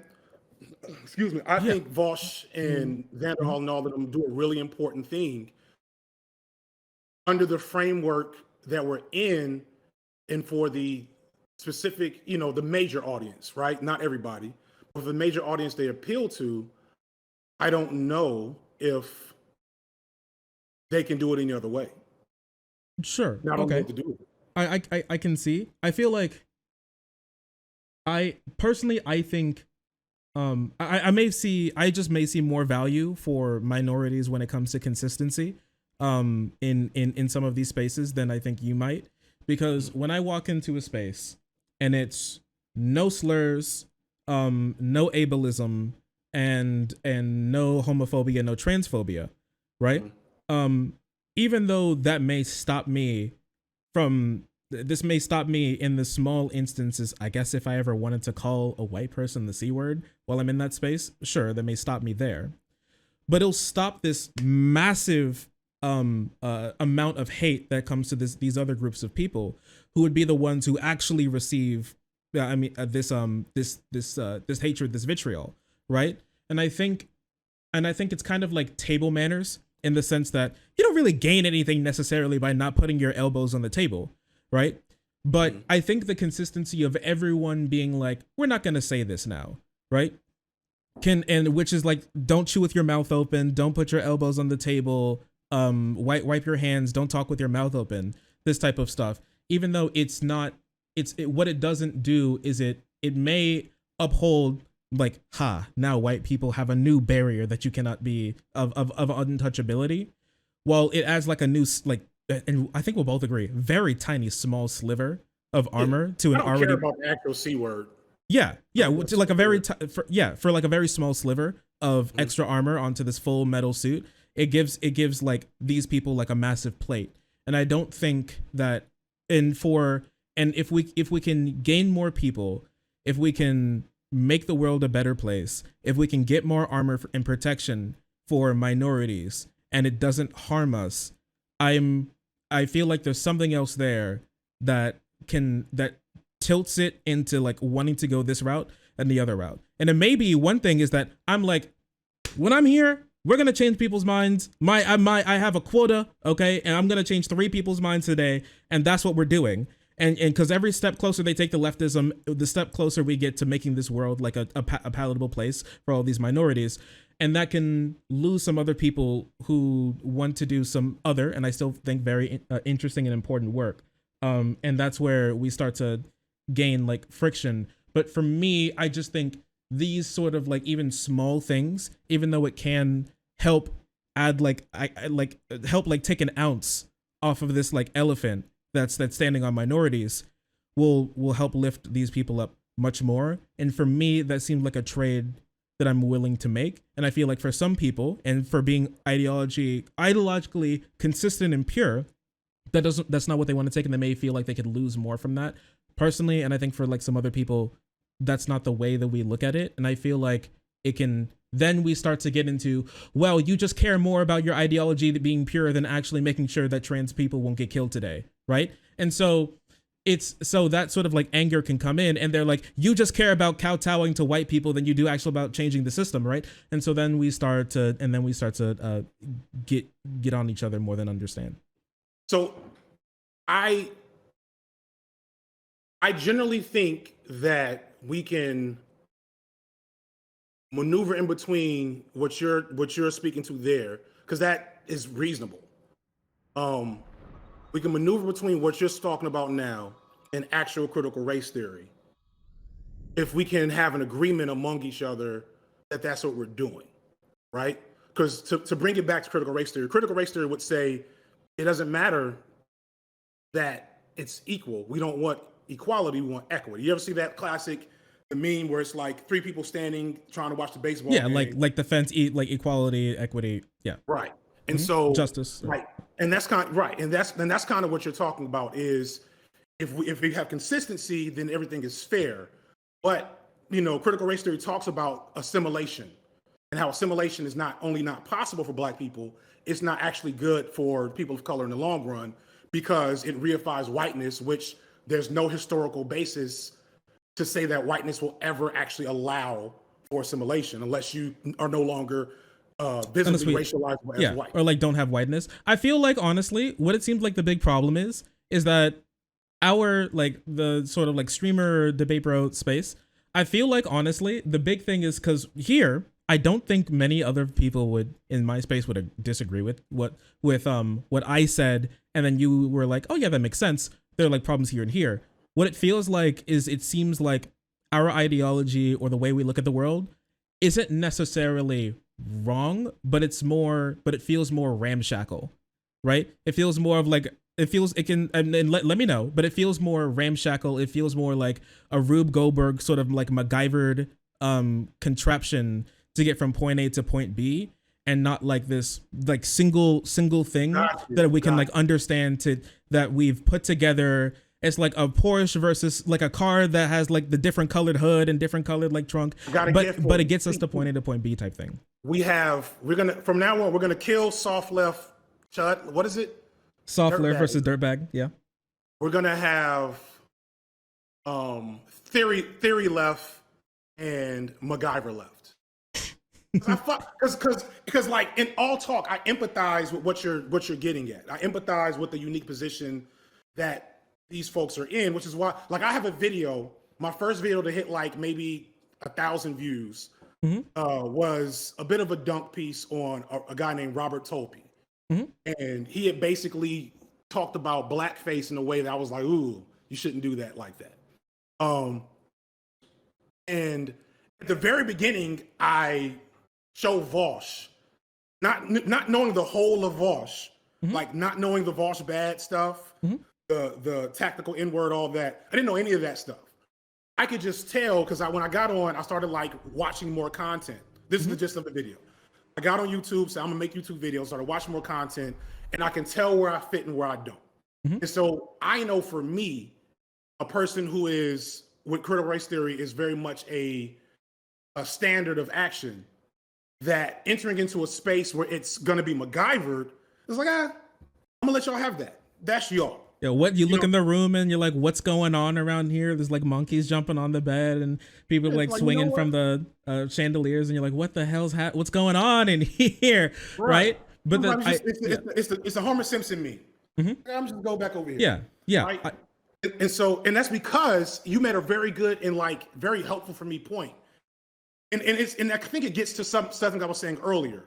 Regardless of engaging with the white centeredness of it, you all are operating in a space that requires a different framework of engaging with ideas, and especially academic ideas, than I am, because I'm going to turn off comments or block people if they start getting crazy. You know what I'm saying? We're the exact opposite, because you turned off comments and you block people. I made a video where I dropped my my Discord handle, and I said, if you watch this and you disagree, message me and I'll bring you on stream. So those are like completely different spaces, and we're doing completely different things, and we use different tools, but we want to get the same job done. So, but what needs to happen though? So we need to first acknowledge, there needs to be some acknowledgement that you all are MacGyvering big ideas, which is sometimes I think antithetical to debate bro culture.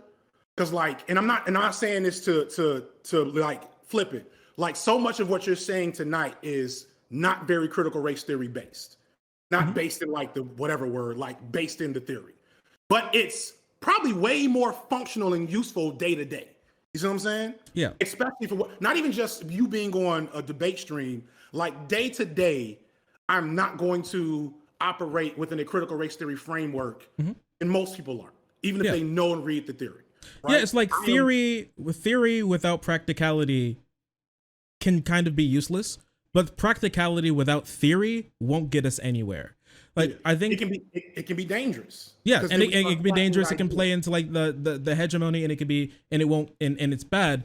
And the theory without any practicality will turn people off of these ideas the instant they hear it, because they've already been conditioned to not understand it. So if we really need both. Shark. Because we're getting there. We're getting there. Mm-hmm. This is also, great because I will have to go, like, sometime. I do have segments to do, but I love this talk. So I guess, so wrapping it up here, mm-hmm. because I think that was a breakthrough, like, realization for me, and for me to understand the problem. Mm-hmm. The difference. So there needs to be an understanding that, you know, the frameworks can't operate the same in both of our spaces. Mm-hmm. And then we need to be more charitable to each other when that conflict is present, or just keep distance. Yeah. And we're not, and that isn't always happening. And when that doesn't happen, then I, as a critical race scholar, I hear certain, you know, I hear red flags. Mm-hmm. I'm like, oh, okay, no, that's no, don't like that at all. Yeah, I think, so, yeah, you like 100%. You see, like, that make a video saying the C word is racist, and like all of this type of stuff, and like saying that white people are just colonizers is bad, and you're like, what's that? And it sounds exactly like what they would say in these spaces. Critical race theory video, and I'm like, yes. Wait, but you, yeah, what just happened? Yeah, how did we get here? Right. I hope I was able to elucidate a little bit of that for you. Yeah, no, yeah, it's and there's gonna be problems, but the grace we need in the space is gonna have to be put on display by us. Mm-hmm. Because if it's not put on display, if we're not performing that for the audience, for our parasocial friends, then they're not gonna connect the dots. So when it's MacGyver time, he said it. You guys are all my friends. You know, praxis and theory time. Yes. And then we're going to create situations where, you know, Professor Flowers has her bad interaction, and I have people popping in my Black Love video to complain about her voice being present. You know what I'm saying? But I don't want to keep you longer. I want you to get to your segments.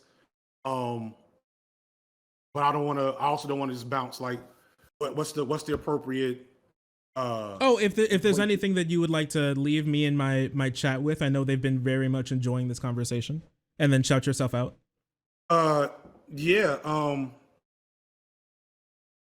Be kind to each other, chat. Lead with empathy. We don't have to fight. We don't have to fight when we disagree. We don't have to come to blows when our ideas are different. Especially if we're all supposed to be fighting for the same thing. You're like, understand, we're all, at the end of the day, no matter where we're coming from, we have this one shared goal of making the world like a better place in this like leftist framework, in this leftist way. Even if we're coming at it from, sometimes we can, from bad angles on either side, it's good to understand these people don't have a bad heart. They don't want to hurt you, and they can fall into that trap sometimes, because we're all fallible. Right? You can like both me and Xanderhall. You know what I'm saying? He called me a dumb fuck. It's okay. I've been called worse. I'll talk to him. I don't know. Like, because like I said, Xan was the first person to ever actually give me a shout out when I was making content. Well, politically, while I was making content. So I don't know. I'll talk to him. We have a good correspondence. That serves a purpose for the optics, though. You know, to be brave to do that. To FDC, like, people's response was, they clutched pearls when he said that. Yes. And I'm like, and so that I get, there's so many different frameworks to that. But it's okay. And I don't want anybody that is 100% on my side to go and crusade on my behalf. I just want you to watch my Barack Obama video, which will come out, God willing, the last day of the month, the last day of Black History Month. We get to deconstruct and figure out what to do with Barack Obama. Yeah. I know how hard it is to put together those pre-recorded videos. It's a doozy. It's a doozy. I'm about 5,000 words in. Ooh. My goodness. And he is just becoming the president. Oh no. Oh jeez. I don't know. The thing is, I don't see, some people ask if I use a script, and I use a script. I have bullet points of things that I want to do, but honestly, I feel like my audience likes it, and I like to do it where I string together everything. It's instead of it being like a like doing a drawing, it's kind of like connect the dots, where I need to get the intro to the end point, and I have all these points in between, and I turn on the camera and I'm like, we're gonna do it. And so that for me, it's kind of useful because I know I have ADHD and sitting and writing like a bunch of stuff, and especially when I'm in the moment, I want to say something different than what's actually written. I feel that, but it works for different people. Yeah, my scripts are full of ad libs, and then my edits, I edit non-sequentially a lot. Like I'll have a point, and when I write it, I'll say this point belongs here, and then when I'm recorded, I just read the script and add some ad libs. When I'm editing, I'm saying this is fucking stupid to say right now. We're gonna put this at the end. You know what I'm saying? So yeah, I completely get that. I get it 100%. But anything else? No, that's it. I appreciate this conversation a lot.